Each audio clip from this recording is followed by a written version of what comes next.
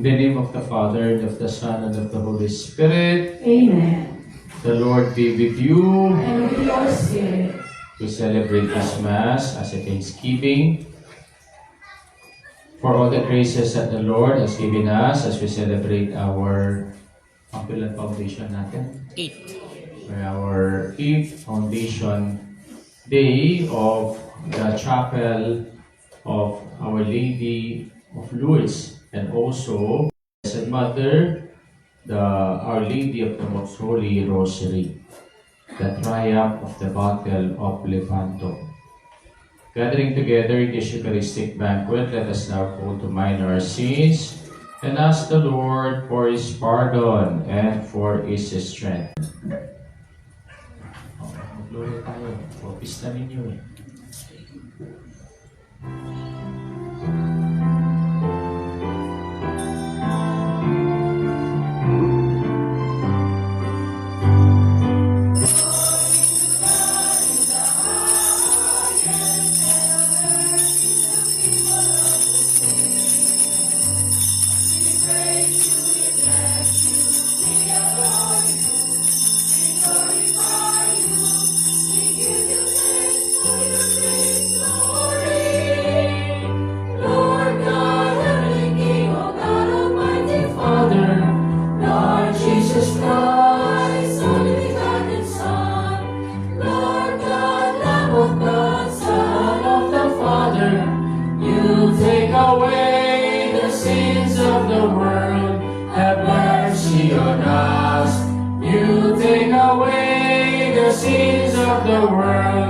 Receive our prayer. You are seated at the right hand of the Father. Have mercy on us. For you alone are the Holy One. You alone are the Lord. You alone are the Most High.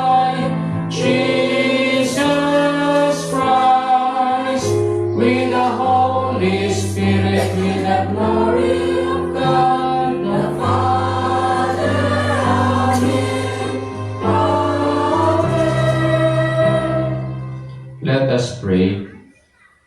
Pour forth, we beseech you, O Lord, your grace in our hearts, that we, to whom the incarnation of Christ your Son was made known by the message of an angel, may through the intercession of the Blessed Virgin Mary, by His passion and cross, be brought to the glory of His resurrection, who lives and reigns with you in the unity of the Holy Spirit, one God, forever and ever. Amen. Amen. Please be seated.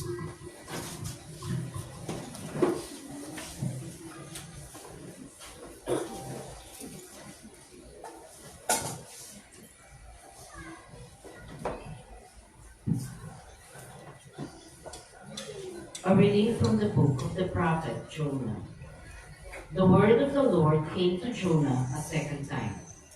Set out for the great city of Nineveh and announce to it the message that I will tell you. So Jonah made ready and went to Nineveh, according to the Lord's bidding. Now, Nineveh was an enormously large city. It took 3 days to go through it. Jonah began his journey through the city and had gone but a single day's walk, announcing, 40 days more, and Nineveh shall be destroyed. When the people of Nineveh believed God, they proclaimed a fast, and all of them, great and small, put on a sackcloth. When the news reached the king of Nineveh, he rose from his throne, laid aside his robe, covered himself with sackcloth, and sat in the ashes. Then he had this proclaimed throughout Nineveh by decree of the king and his nobles. Neither man nor beast, neither cattle nor sheep shall taste anything. They shall not eat, nor shall they drink water. Man and beast shall be covered with sackcloth, and call loudly to God. Every man shall turn from his evil way and from the violence he has in hand. Who knows? God may relent and forgive, and withhold his blazing wrath, so that we shall not perish. When God saw by their actions how they turned from their evil way, he repented of the evil that he had threatened to do to them. He did not carry it out. The word of the Lord. Thanks be to God. Let our response be, if you, O Lord, mark iniquities, who can stand? If you, O Lord, mark iniquities, who can stand? Out of the depths I cry to you, O Lord. Lord, hear my voice. Let your ears be attentive to my voice in supplication. If you, O Lord, mark iniquities, who can stand? If you, O Lord, mark iniquities, Lord, who can stand? But with you is forgiveness, that you may be revered. If you, O Lord, mark iniquities, who can stand? Let Israel wait for the Lord, for with the Lord is kindness, and with him is plenteous redemption, and he will redeem Israel from all their iniquities. If you, O Lord, mark iniquities, who can stand? Please stand.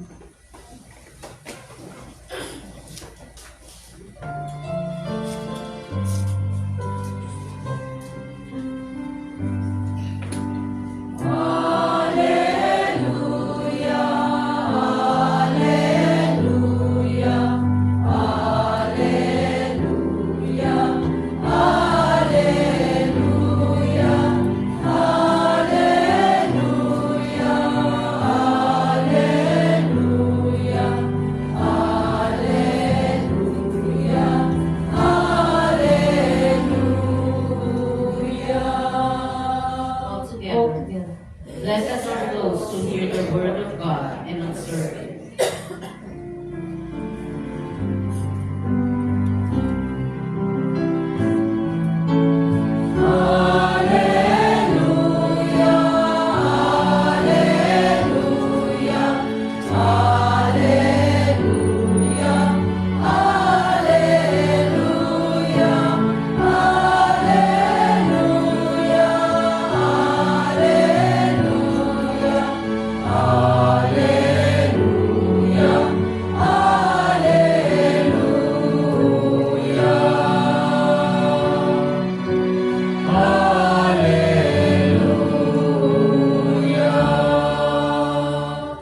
The Lord be with you. And with your spirit. Reading from the Holy Gospel according to Luke. Glory to you, O Lord.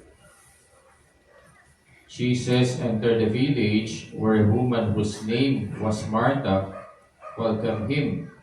And she had a sister named Mary, who sat beside the Lord at his feet listening to him speak. Martha, burdened with much serving, came to him and said, Lord, do you not care that my sister has left me by myself to do the serving? Tell her to help me. The Lord said to her in reply, Martha, Martha, you are anxious and worried about many things. There is need of only one thing. Mary has chosen the better part, and it will not be taken from her. The Gospel of our salvation. Praise to you, Lord Jesus Christ. Please be seated.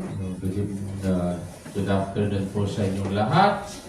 And congratulations to our CPC and parishioners of Our Lady of Lourdes Chapel, no? Because also, as we celebrate our 8th-year anniversary, and also today, we celebrate also the feast day of our Blessed Mother, the feast day of Our Lady of the Holy Rosary. Ang dami pong labanan ngayon. Hindi lang po yung labanan ng giyera sa iba't ibang bansa. Even in our own country, ang daming labanan, no? At ang mga labanan ngayon, itong mga politicians, in the Senate, mayroon na naman po silang balak na coup d'etat for removing Tito Soto as the Senate President, and he will be replaced by Cayetano. I told myself, Diyos ko, ang hirap na nga ng buhay ng Pilipino, ito pang mga selfish interest ng mga taong ito, sila pa yung inuuna nila. Because of politics. No? Ba't hindi nila harapin yung tunay na problema ng bansa natin, which is all about corruption and flooding, or the problem of flood control projects and even other problems. Inflation. Ang taas ng inflation naman natin, I think 1.7%. Okay? Paano pa tayo mabubuhay? Papasko pa naman. No? Bakit sinasabi ko itong labanan na ito? Today, we celebrate not only the feast of Our Lady of the Holy Rosary. Sa world history, makikita natin what happened, no, during that time. 15th century religion, no? At ano yung kanilang ginawa? Sila po ay nagdasal ng Santo Rosario.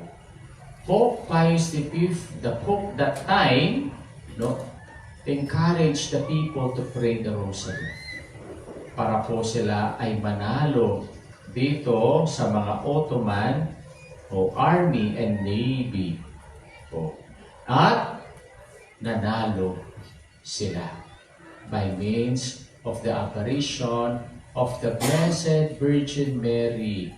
Nakita niyo na pa po yung image ng Lanaval? Yung sa Lanaval de Manila, Lanaval de Angeles, or even Lanaval de Bacolod. Pag lumalabas yung mga prosesyon ng image na yon, siya po ay nakasakay ng barko. Kung napapansin ninyo yung kanyang karosa, ito po ay barko. Kasi, yun ang nakita nila sa langit, no? During that war, no? Sabi po nila, wala naman nananalo sa gera eh. Sa lahat ng gera, walang nanalo. Kasi daming namamatay, daming nasisira, diba, sa gera. Pero, dito lang sa gerang ito, mayroong nanalo. No? Natalo ang mga Mohammedans, no, itong Ottoman fleet sa mga Christian fleet because of the intercession of our Blessed Virgin Mary, Our Lady of the Most Holy Rosary. Kahit naman po sa gospel natin ngayon, mayroong labanan eh. At ano yung labanan? No, hindi posibleng rivalry ang narinig natin. Kasi our Lord Jesus Christ visited the house of His friends in Bethany. Si Martha and Mary. Upon reaching their house, Martha accepted our Lord with delight. But, anong nangyari? After accepting our Lord, she went straight to the kitchen. Siya po ay nagluto. Siya po ay naganda ng pagkain para sa ating Panginoon. Nung mapansin po yung kanyang kapatid na si Mary, anong sinabi niya sa ating Panginoon? Sabi niya, Lord, you do not care that my sister has left me by myself to do the serving? Tell her to help me. And the Lord said to her in the reply, Martha, Martha, you are anxious and worried about many things. There is need of only one thing. Mary had chosen the better part, and it will not be taken from her. No? Kaya makikita natin the two image of battle. The material and the spiritual. Of course, no? Concern din natin yung ating material. O, ting, hindi ka cellphone, just kumalikod. O, nandiyan po sa huli. Okay. O, sige. Siyempre, kailangan din natin ng yung ating mga material concerns, di ba? O, pero, huwag nating kalimutan yung ating spiritual needs din. And what is our spiritual needs? Oh, our spirituality, our relationship with God, our prayer, no, na dapat din natin bigyan ng pansin. Sa buhay natin, ang dami nating gyera. For example, yung gyera ng cellphone. Habang nagbibisa, ay ring ng ring. Oh. Pero, concern din natin yung magsimba tayo ng mabuti. Di ba? Oh. Kaya, yung mga, yung mga kalaban natin ngayon, number 1 nating kalaban si Taning. No, si Taning. Oh. At kailangan natin itong labanan by means of our prayer. That is why Pope Leo, no, made an appeal to all the Christians all over the world for this month. His intention that families should pray the Holy Rosary every day. Sino nagdarasal sa inyo ng Santo Rosario? Ayun po, no? Sino nagpe-Facebook dito? Araw-araw. That kind of spiritual battle. No? Giving more time on our cell phone, giving more time on our Facebook, but not allotting time for our Lord, for our prayer. Kaya itong mga spiritual battles natin ngayon, ito ay nagwawagi kasi hindi na natin, no, nilalabanan ito by means of our prayer. Kaya napakaganda ng ating Foundation Day.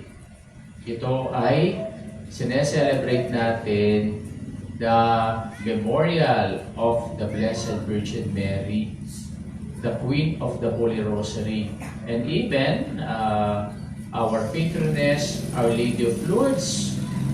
Diba? Nung siya'y nagpakita kay Saint Bernadette Soubirous, anong sinabi niya kay Saint Bernadette Soubirous? Tatlong sinabi niya penance, conversion, and prayer. Especially the praying of the Holy Rosary. No? Kaya tama po si Father Patrick Peyton. Ano kasing sinabi ni Father Patrick Peyton? The family that prays together stays together. No? Kaya ang daming battles din ngayon sa family, no? Away-awayan, no? Papamilya, away ng away. No? Kaya, yun ang sekreto, no? To win the spiritual battle that we are experiencing, no? Sana makapagdasal tayo ng Santo Rosario. Para din tayo, katulad ng Battle of Lepanto, nanalo ang mga Kristiyano because they prayed the Holy Rosary. Please all stand. Let us pray that the Christian community may rediscover the Rosary as a prayer so easy and yet so rich, and contemplate the face of Christ in the School of Mary. For each petition, Lord, bless us through the intercession of the Blessed Virgin Mary. Kamukha ba niya? Lord, bless, Lord, bless us through the intercession of the Blessed Virgin Mary.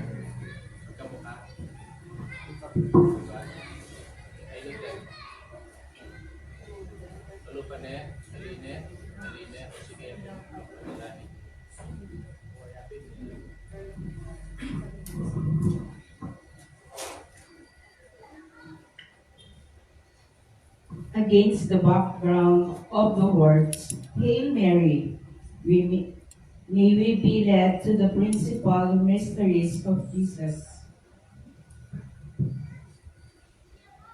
Against the background of the words, Hail Mary, may we be led to the principal mysteries of Jesus' life and his work for our salvation. We pray. Lord, bless us Lord, through the bless us in the intercession of the Blessed Virgin Mary. In a world still torn by bloodshed and violence, and with the family being menaced by forces disintegration, may we discover the Rosary as prayer for peace and for the family. We pray. Lord, bless Lord, us bless us in the intercession of the Blessed Virgin Mary. May the Rosary beads become a swift chain which links us to God, puts us in the tune with Mary, the handmaid of the Lord, and most of all, with Christ himself, who made himself a servant of our love for us.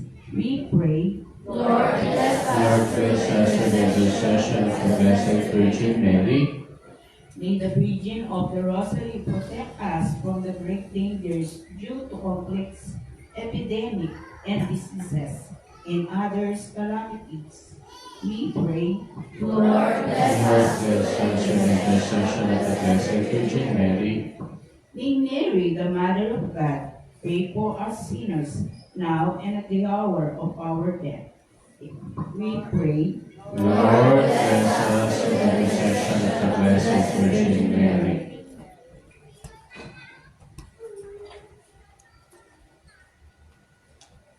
Let us now pray for our personal intentions.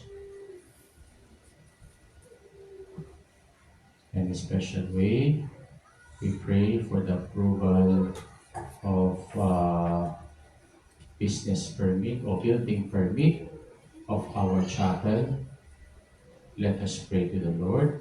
Lord, bless us through the intercession of the Blessed Virgin Mary. Family members closer together. Amen. Please be seated.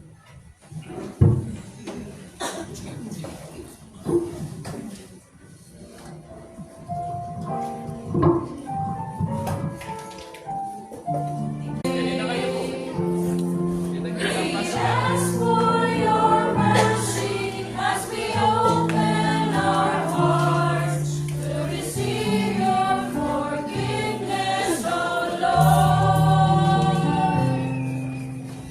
Lord, we lift up to you all those gifts we offer for your glory. We will eat this living bread, we will drink this sacred cup, and feel your presence, O Lord.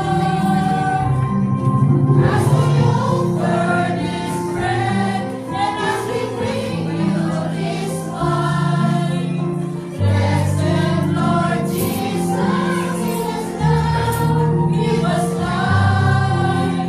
Send us your Spirit, the source of our lives, and together we will serve you with love.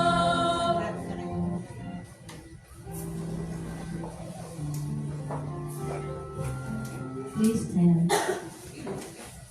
Pray, my brothers and sisters, that my sacrifice and yours may be acceptable to God, the Almighty Father. May the Lord accept the sacrifice of your hands for the praise and glory of his name, for a good and good of all his holy church.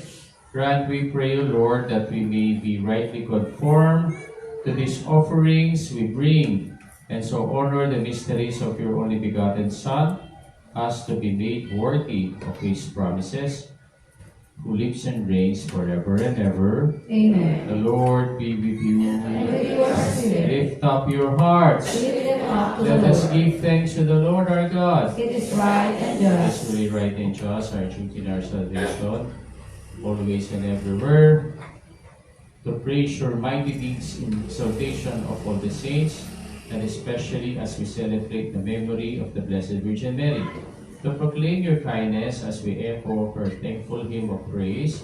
For truly, even to earth's ends, you have done great things and extended your abundant mercy from age to age.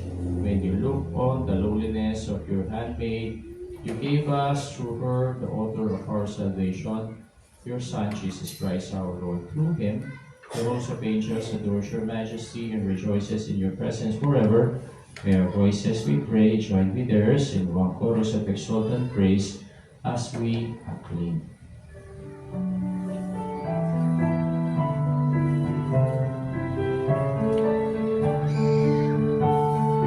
Holy, holy, oh holy, Lord God of hosts, heaven and earth are full of your glory, full of your glory. Hosanna in the highest, Hosanna in the highest. Blessed is he who comes in the name of the Lord. Hosanna in the highest. And entered willingly into his passion, he took bread. The blood of the new and eternal covenant, which will be poured out for you and for many, for the forgiveness of sins, do this in memory of me.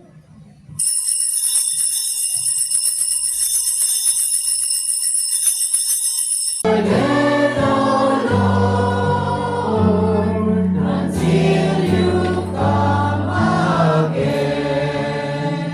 Therefore, as we celebrate the memorial of his death and resurrection, we offer you, Lord, the bread of life and the chalice of salvation, giving thanks that you have held us worthy to be in your presence and minister to you. Humbly we pray that partaking of the body and blood of Christ may be gathered into one by the Holy Spirit. Remember, Lord, your church is spread throughout the world and bring her to the fullness of charity. Together with Leo, our Pope, Florentino, our Bishop, and all the clergy. Remember also our brothers and sisters who have fallen asleep in the hope of the resurrection, and all have died in your mercy. Welcome them into the light of your face. Have mercy on us all, we pray, with the Blessed Virgin Mary, Mother of God, with Saint Joseph, her spouse, and the blessed apostles, and all the saints who have pleased you throughout the ages. We may merit to be co-heirs of eternal life, and may praise and glorify you through your Son, Jesus Christ. Through him, with him, and in him, O God,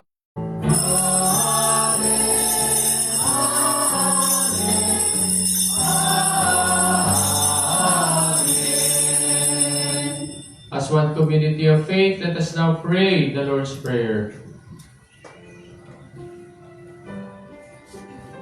Kingdom come, thy will be done, on earth as it is in heaven. Give us this day our daily bread, and forgive us our trespasses, as we forgive those who trespass against us. And lead us not into temptation, but deliver us from evil. Deliver us, Lord, we pray, from every evil. Graciously grant peace in our days, that by the help of your mercy we may be always free from sin and safe from all distress, as we await the blessed hope and the coming of our Savior, Jesus Christ. For the kingdom, For the kingdom and the power and the glory are yours, now and forever. Lord Jesus Christ, who said through apostles, peace I leave you and my peace I give you. Look not on our sins, but on the faith of your church, and graciously grant her peace and unity in accordance with your will, who live and reign forever and ever. Amen. The peace of the Lord be with you always. Let us now offer each other the sign of peace. Okay, Peace po, everyone. Po, peace po.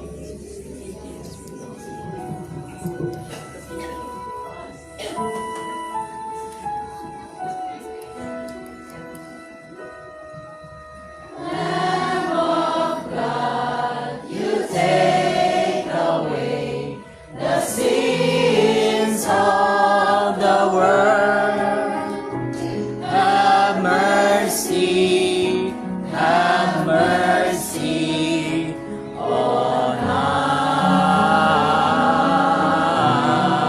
us. Lamb of God, you take away the sins of the world. Have mercy on us. Lamb of God, you take away the sins of the world. Grant us peace. Grant us peace. Behold the Lamb of God, behold him who takes away the sins of the world. Blessed are those who go to the supper of the Lamb. Lord, I am not worthy that you should enter under my roof, but only say the word and my soul shall be healed. In the body and blood of our Lord Jesus Christ, keep us safe for eternal life. Amen. Amen.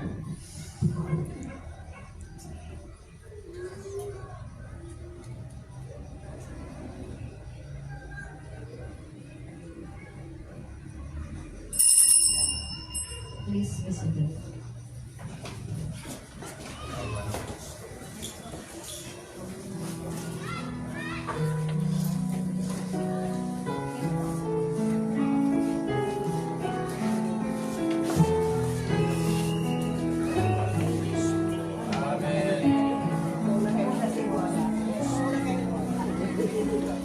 Ito kami paglalaya,